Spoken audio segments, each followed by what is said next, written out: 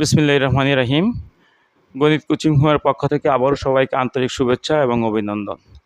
আমরা general math SSC 2026 শিক্ষার্থীদের জন্য জেনারেল ম্যাথে ভিডিও আপলোড করে আসছি।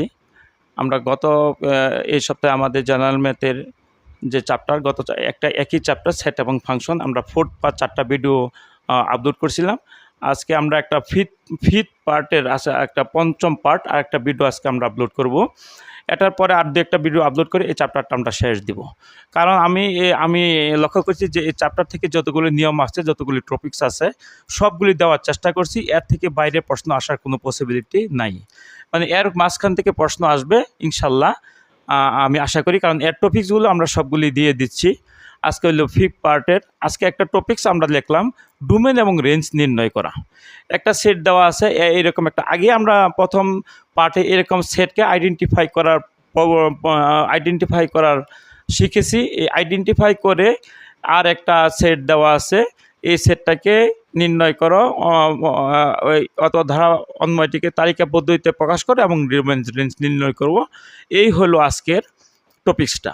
যেমন একটা সেট দেওয়া আছে, এই যে আর অন্বয়টি তালিকা পদ্ধতিতে প্রকাশ, আরেকটা দেওয়া আছে বিজোড় সংখ্যা এবং বি ইকুয়াল টু অত, x belongs to A, y belongs to B এবং ওয়াই ইকুয়াল টু এত দেওয়া হলে তালিকা পদ্ধতি প্রকাশ করো এবং ডোমেন নির্ণয় করো, এবং এক্স এত হলে এ ইকুয়াল টু এত হলে তালিকা পদ্ধতিতে প্রকাশ করো এবং ডোমেন রেঞ্জ এবং নির্ণয় করো।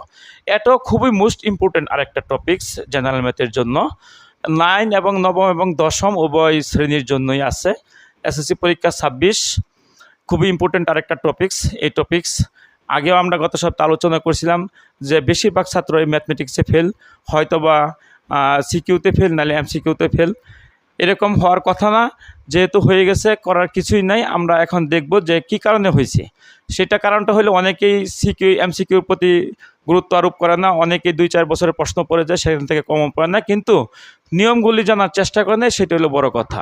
আর টপিকসগুলো আইডেন্টিফাইও করতে পারে না, যে কোন টপিকসটা আসছে কীভাবে আমরা উত্তর করবো, সেগুলো আইডেন্টিফাই করতে পারে না, অ্যাপ্লাই করা তো দূরের কথা। সুতরাং আগে টপিকসগুলো আইডেন্টিফাই করতে হবে, পরে আমাদেরকে সেগুলি অ্যাপ্লাই করতে হবে, তাইলে আমরা ইনশাআল্লাহ করতে পারবো। আজকের টপিকসটা হলো এরকম যে একটা দেওয়া থাকলে সেটাকে তালিকা পদ্ধতিতে প্রকাশ এবং ডোমেন এবং রেঞ্জ নির্ণয় করা। এখানে 3টা টপিকস দেওয়া আছে, আরও এরকম শত শত টপিকস থাকলে অসুবিধা নাই। আমরা প্রত্যেকটা ক্যালকুলেশন পদ্ধতি হলো এক। আমরা এখন একটা ক্যালকুলেশন করব। আমরা দেখি যে প্রথম দেওয়া আছে সেটাই ক্যালকুলেশন করার চেষ্টা করি, যে সেটটা দেওয়া আছে এটা আর দুটা মুছে ফেলি।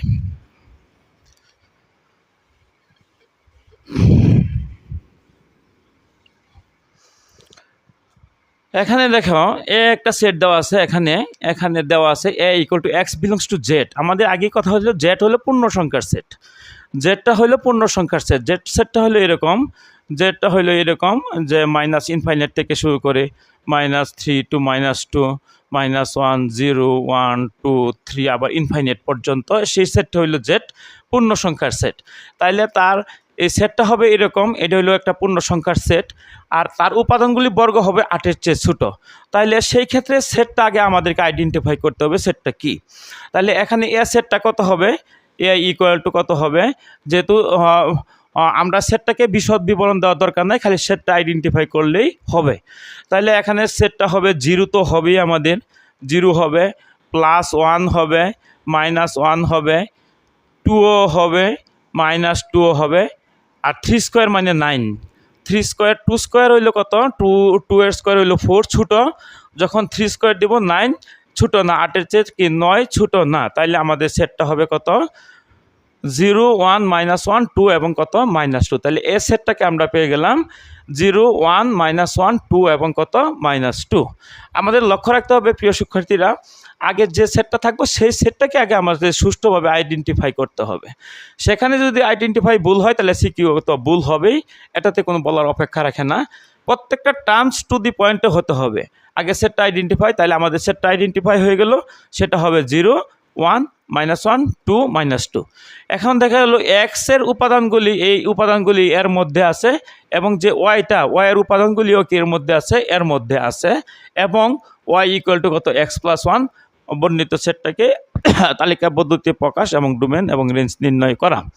তাহলে এখানে আমরা প্রথম লিখব যে এখানে আমরা এ সেটটা হলো ইকুয়াল টু অত।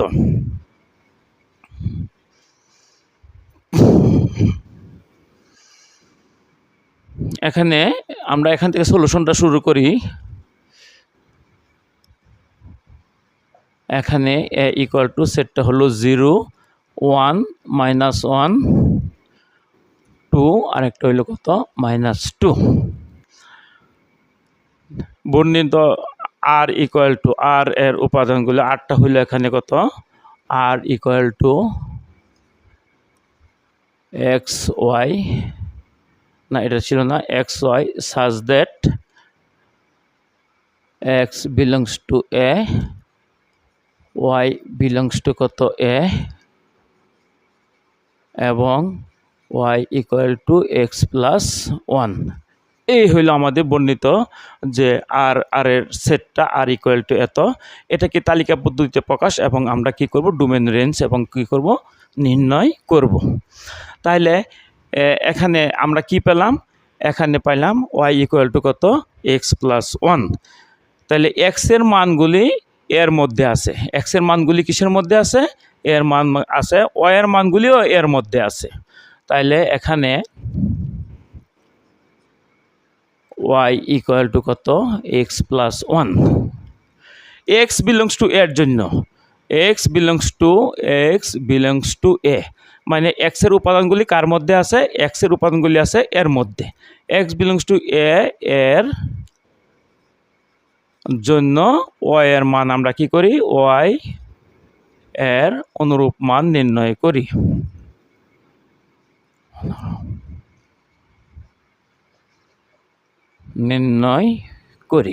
তাহলে আমরা যদি এরকম একটা ঘর বানাই,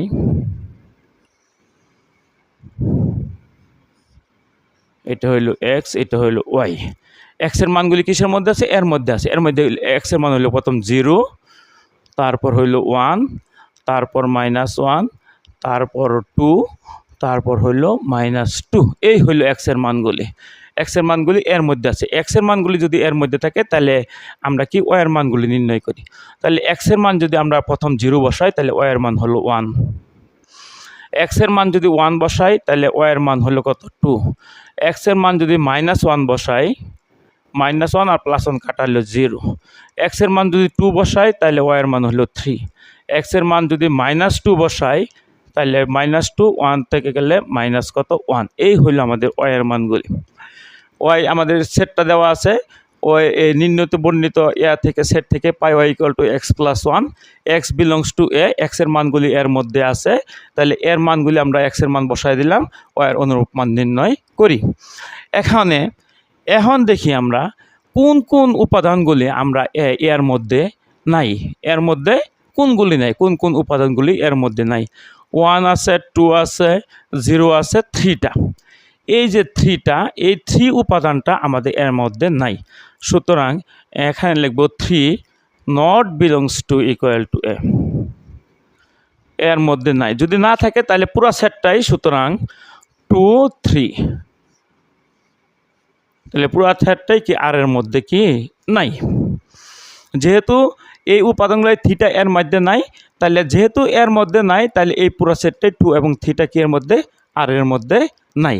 সুতরাং আর ইকুয়াল টু কত হয় 0 1, আরেকটা হলো 1 2, -1 0, এটা বাদ, আর হইলো -2 -1।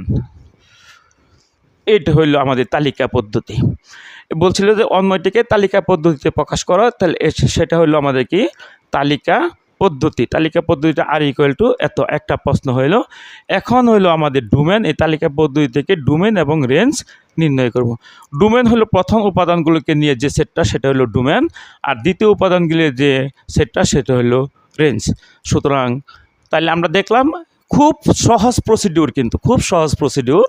শুধু খালি আমরা এখান থেকে যে সেটটাকে যদি আইডেন্টিফাই করতে পারি, আর অনেক সময় আইডেন্টিফাই দেওয়াই থাকবে, সেই মানগুলো বসালে যে মানটা আমাদের এর মধ্যে না থাকবে সেই মানটাকে যদি এর মধ্যে না থাকে অথবা বির মধ্যে না থাকে, নট বিলংস টু কত এ অথবা বি, সুতরাং পুরা সেটটাই আমাদের আর এর মধ্যে নাই। তারপর যেগুলি থাকবে সেটা হলো তালিকা পদ্ধতি। এটা হলো তালিকা পদ্ধতি। এখন হলো ডোমেন আর এবং রেঞ্জ আর। সুতরাং ডোমেন আর ইকুয়াল টু প্রথম উপাদানগুলি নিয়ে কত 0 1 -1 আর হইল -2। এটা হইল ডোমেন আর এবং রেঞ্জ আর। রেঞ্জ আর এগুলো দ্বিতীয় উপাদানগুলো নিয়ে 1 2 0 -1। এইটা হইল ডোমেন, এটা হইল রেঞ্জ, আর এটা হইল কি তালিকা পদ্ধতি। খুবই ইজি প্রসিডিউর। ভিডিওটা খুবই লম্বা করলাম না। সুপ্রিয় শিক্ষার্থী, আমি আরও এরকম 3টা সেট আমরা লিখে দিয়েছিলাম, এরকম 3টা পদ্ধতি লিখে দিয়েছি। তোমরা বাসায় এই 3টা আরও বাকি 2টা প্র্যাকটিস করবে। এরকম আমাদের আইডেন্টিফাই যদি তোমরা করতে, আবারও বলি, প্রথম আমাদের কাজটা হলো প্রশ্ন সিলেকশন করা, দ্বিতীয় কাজটা হলো সেটটা যে আসছে এই সেটটাকে আইডেন্টিফাই করা। আমাদের প্রথমেই সাইকোলজিক্যাল চিন্তা করতে হবে যে সেটটা কোনটা, এটা কি, এই যে প্রশ্নটা আসতো এটা কোন ধাঁচের প্রশ্ন, এইটা আমরা প্রথমে আইডেন্টিফাই করব। আমরা দেখব যে এই যে এরকম যদি থাকে তাহলে আমাদের প্রথমে চট করে মাথায় আনতে হবে যে এটা হলো সেই ধরনের একটা প্রশ্ন। বাস, এখন আইডেন্টিফাই হয়ে গেল। এখন হলো তার প্রসিডিউর পদ্ধতি। প্রসিডিউর পদ্ধতিটা কি? প্রথমে আমরা এই সেটটাকে নির্ধারণ করব, তারপর এই বর্ণিত সেটটাকে লিখব, ওয়াই এর মান এক্স এর মান বসালো, এক্স যে বর্ণিত পদ্ধতিগুলি দিলাম সেভাবে আমরা করলে সেটা হলো তালিকা পদ্ধতি, ডোমেন এবং রেঞ্জ। আর একটা ইম্পর্টেন্ট টপিকস, আজকের এই টপিকসটা এখানেই শেষ করব। সুপ্রিয় শিক্ষার্থী এবং 26 শিক্ষার্থী এবং ক্লাস 9-এ যারা আসো সকলের জন্য ইম্পর্টেন্ট টপিকস একটাই। ফিফথ পার্টের ভিডিওটা আজকে এখানেই শেষ। আরও দুইটা পার্ট আমরা এই এসএসসি 26 শিক্ষার্থীদের সেট এবং ফাংশন, আশা করি এর বাইরে আর কিচ্ছু নাই। এই সেট এবং ফাংশনে আর কিছু নাই। এখানে যত পদ্ধতি আছে আমি অ্যাপ্লাই করেছি, ইনশাল্লাহ প্রশ্ন বাদ যাওয়ার কোনো পসিবিলিটি নাই।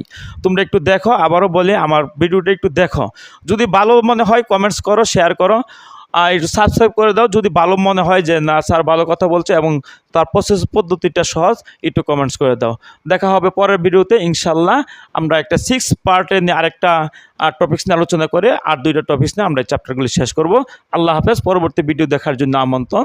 এখন থেকে আমরা হায়ার ম্যাথের যে আমরা অ্যালজেব্রিক এক্সপ্রেশন শুরু করছিলাম না, ক্লাস 9 এসএসসি পরীক্ষার্থী, এক্সপ্রেশন থেকে আবার আমরা হায়ার ম্যাথও পর্যায়ক্রমে দেওয়া যাবে ইনশাল্লাহ। সকলকে ধন্যবাদ, আবারও দেখার জন্য আমন্ত্রণ। ওকে।